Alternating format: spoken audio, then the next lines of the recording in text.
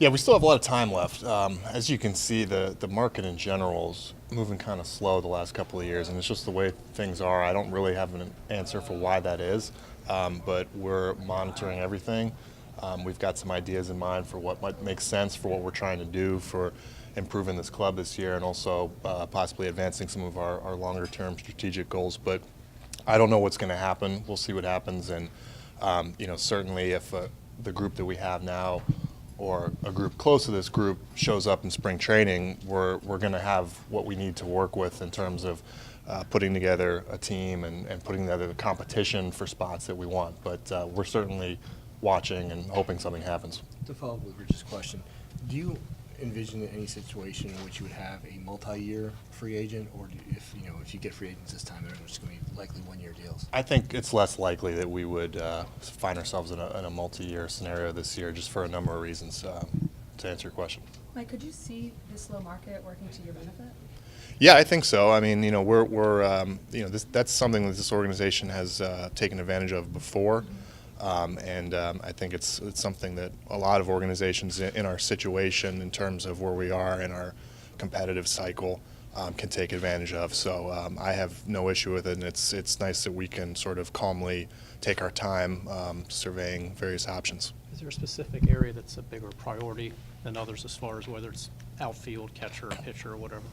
We could look at a lot of different areas. I think that pitching is always something that you want to make sure you have enough of, so that would be the priority.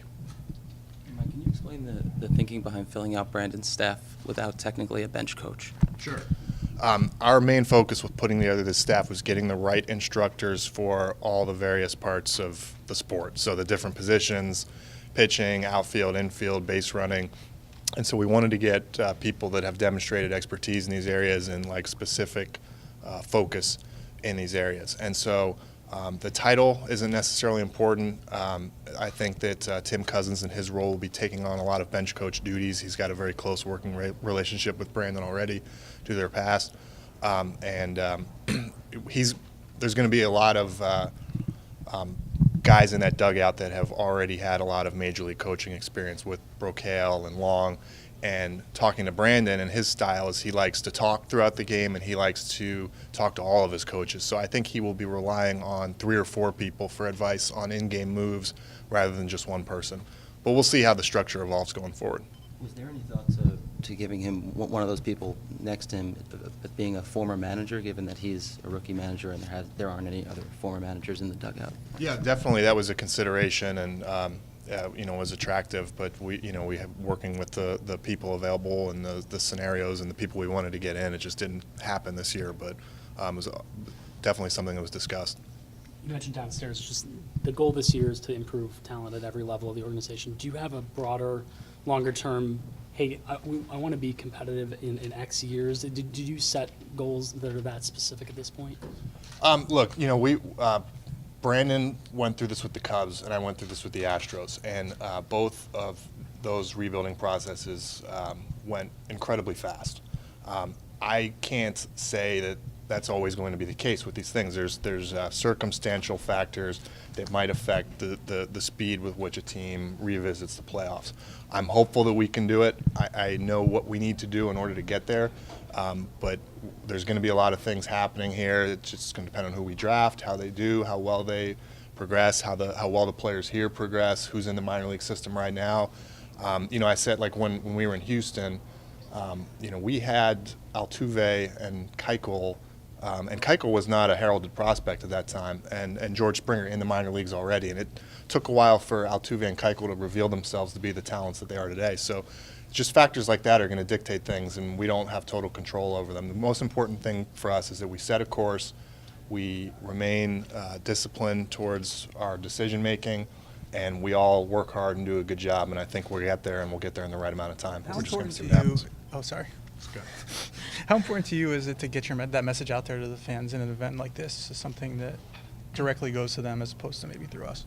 No, it's great. I like fielding those questions and the form that we just did and getting a chance to interface directly. But look, this is baseball. There's an economic structure to baseball. We can't just flip a switch, even if we wanted to right now. There's nothing that we could do to just flip a switch and get back to the playoffs immediately. And I hope it happens this year, but we're going to have to build a sustainable base of talent for this organization. We're in a very competitive division, and it takes baseball players a little bit of time to get from amateur baseball to the major leagues. That's just how the sport is. So we're very cognizant of that. We're going to do everything we can, and if it happens this year, great. But we're not setting those requirements in terms of a successful season.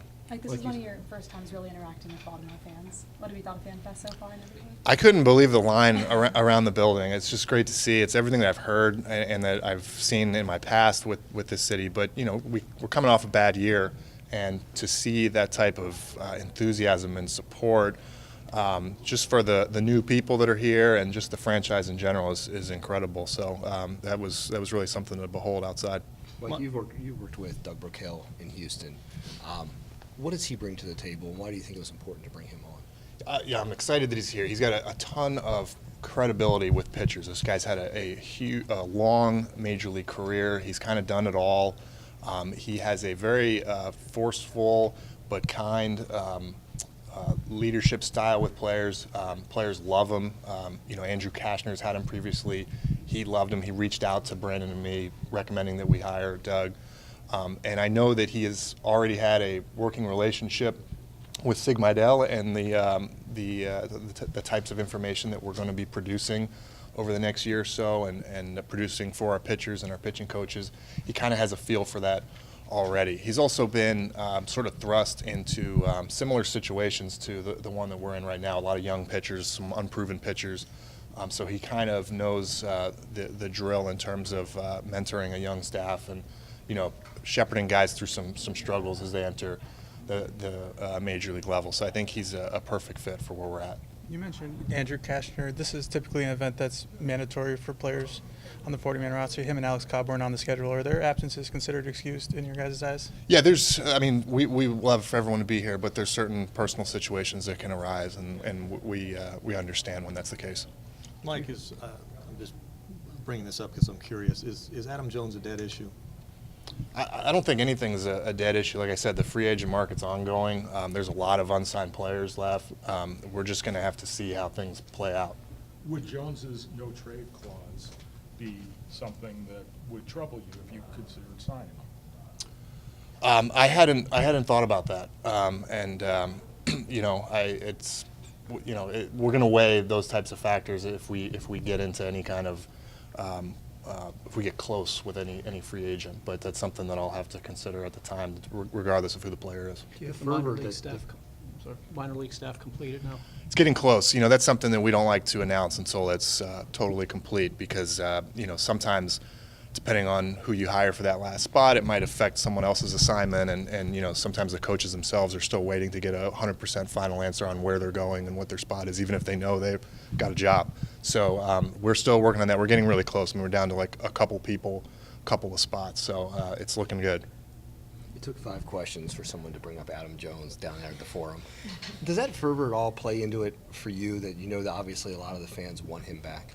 Absolutely. I mean, it's just, when you hear good things about somebody, it makes you feel better about them bringing back. If somebody was not well-liked or appreciated by their teammates or the city, it would certainly be a disincentive to bring them back. So, look, like I said, we'll see. Our focus is on elevating the capabilities of this organization and the talent level in this organization.